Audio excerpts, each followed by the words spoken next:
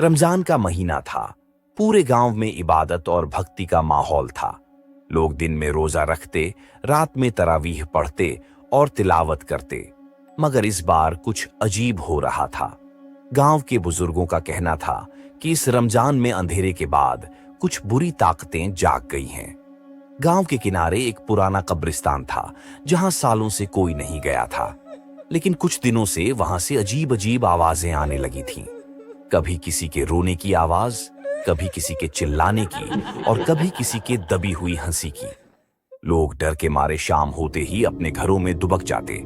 लेकिन गांव का एक लड़का अरीफ, जो 22 साल का था, इन सब कहानियों को अंधविश्वास मानता था। उसे यकीन नहीं था कि भूत प्रेत जैसी कोई चीज होती है। उसने ठान लिया कि वह इन रहस्यमयी घटनाओं की सच्चाई जानकर रहेगा। अब आती है पहली रात। रमजान की 20वीं रात थी। अरीफ ने इफ्तार किया, नमाज पढ़ी और फिर अकेले ही कब्रिस्तान की तरफ निकल पड़ा। जैसे ही वह गांव के बाहर पहुंचा, ठंडी हवा चलने लगी। रास्ते पर घना अंधेरा था, लेकिन अरीफ मोबाइल की टॉर्च जलाकर आगे बढ़ता गया। जब वह कब्रिस्तान पहुंचा तो उसे महसूस हुआ कि वहां का माहौल बहुत भारी था, जैसे कोई उसे देख रहा हो। हर तरफ पुरानी कब्रें थीं जिन पर काई जमी थी। चारों ओर घने पेड़ थे जिनकी शाखाएं हवा में झूल रही थीं। अचानक उसकी नजर कब्रिस्तान के बीच में रखी एक पुरानी टूटी फूटी मेज पर पड़ी। मेज पर खजूर, दूध और शरबत रखा हुआ था, बिल्कुल इफ्तार की तरह। मगर अजीब बात यह थी कि वहां कोई नहीं था, फिर भी वह खाना नया नया लग रहा था। तभी उसे पीछे से किसी के चलने की आवाज सुनाई दी। उसने जल्दी से मुड़कर देखा, लेकिन वहां कुछ नहीं था। मगर अब उसे महसूस होने लगा था कि वह अकेला नहीं है। तो अब शुरू होती है दूसरी रात, जिन्न की दस्तक। अगली रात अरीफ अपने दोस्त सलीम को भी साथ ले गया। सलीम थोड़ा डरपोक था, लेकिन अरीफ ने उसे समझाया कि सब अफवाहें हैं। रात के 12 बजे दोनों कब्रिस्तान पहुंचे। हवा शांत थी, लेकिन माहौल में एक अजीब सी घुटन थी। यार, ये सही नहीं लग रहा, सलीम ने घबराते हुए कहा। डर मत, कुछ नहीं होगा, अरीफ ने जवाब दिया। लेकिन तभी अचानक सामने रखी मेज पर रखा दूध अपने आप गिर गया, जैसे किसी ने उसे धक्का दिया हो। सलीम डर के मारे पीछे हट गया, लेकिन अरीफ ने हिम्मत करके आगे बढ़कर मेज को छुआ। तभी एक ठंडी हवा उसके कानों के पास से गुजरी और किसी ने धीरे से कहा, रोजा तोड़ने आए हो? सलीम जोर से चीखा और भागने लगा।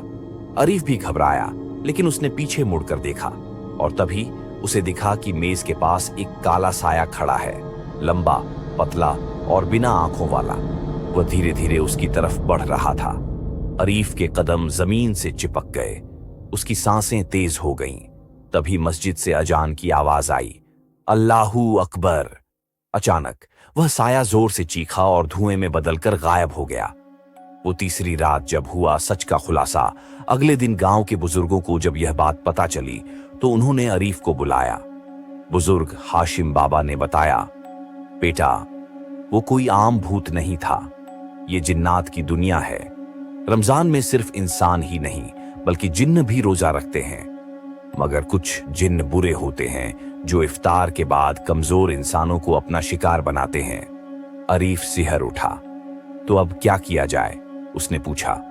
तुम्हें उस कब्रिस्तान में दोबारा जाना होगा, लेकिन इस बार कुरान की आयतें पढ़कर। अगर तुमने गलती की तो वो जिन्न तुम्हारी रूह को कैद कर सकता है, हाशिम बाबा ने चेतावनी दी। अरीफ अब पीछे हटने वाला नहीं था। उसने तय कर लिया कि वह उस जिन्न का सामना करेगा। ये रात अंतिम रात थी जब हुआ मौत का सामना। रमजान की आखिरी रात थी। इस बार पूरा गांव दुआ कर रहा था कि अरीफ सही सलामत वापस लौटे। अरीफ फिर से कब्रिस्तान पहुंचा।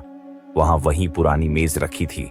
इस बार उस पर सिर्फ एक कटोरा रखा था जिसमें काले रंग का गाढ़ा शरबत था।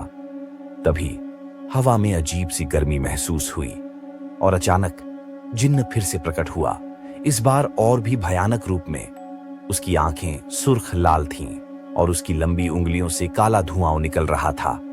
तू फिर आ गया, जिन्न गरजा। अरीफ ने हिम्मत जुटाकर कुरान की आयतें पढ़नी शुरू की। जैसे ही उसने आयतें पढ़ी, जिन्न तड़पने लगा, उसकी चमड़ी जलने लगी और उसने दर्द से चीखना शुरू कर दिया। मगर तभी जिन्न ने अंतिम चाल चली। उसने अपना असली रूप दिखाया। उसका सिर उल्टा घूम गया, उसकी लंबी जुबान जमीन तक लटक गई और उसके शरीर से कई छोटे छोटे हाथ निकल आए जो अरीफ को पकड़ने की कोशिश करने लगे। अरीफ ने पूरी ताकत से आयतें पढ़ीं और अचानक एक जोरदार धमाका हुआ। पूरा कब्रिस्तान रोशनी से भर गया और जिन्न जमीन में समा गया। तो दोस्त, क्या था अंतिम सच? अगली सुबह जब लोग कब्रिस्तान पहुंचे तो वहां कोई मेज नहीं थी। सब कुछ सामान्य लग रहा था, लेकिन एक बात बदली थी। कब्रिस्तान अब उतना डरावना नहीं लग रहा था। हाशिम बाबा ने कहा, तुमने उस जिन्न को हरा दिया, लेकिन याद रखना, बुरी ताकतें कभी पूरी तरह खत्म नहीं होती। गांव में अब कोई भी इफ्तार के बाद कब्रिस्तान नहीं जाता, और अगर कोई गलती से भी वहां चला जाए तो वह दूर से ही फुसफुसाहट सुन सकता है। इफ्तार तो हो गया, लेकिन भूख अभी बाकी है। तो दोस्तों, कहानी अगर पसंद आई तो लाइक, कमेंट्स और सब्सक्राइब करना ना भूले। और एक और बात कहना चाहूंगा कि दोस्तों, मैं दिल से कहानी लिखता हूं, मगर कोई पसंद नहीं कर रहा है, जिससे डिमोटिवेट हो जाता हूं। उम्मीद है आप लोग मेरा सपोर्ट करेंगे, जिससे मैं और भी अच्छी अच्छी कहानियां आपको सुना सकूं। तब तक लिए मैं समर आपसे विदा लेता हूं, और जल्द ही मिलते हैं एक और नई डरावनी कहानी के साथ। शुभ रात्रि।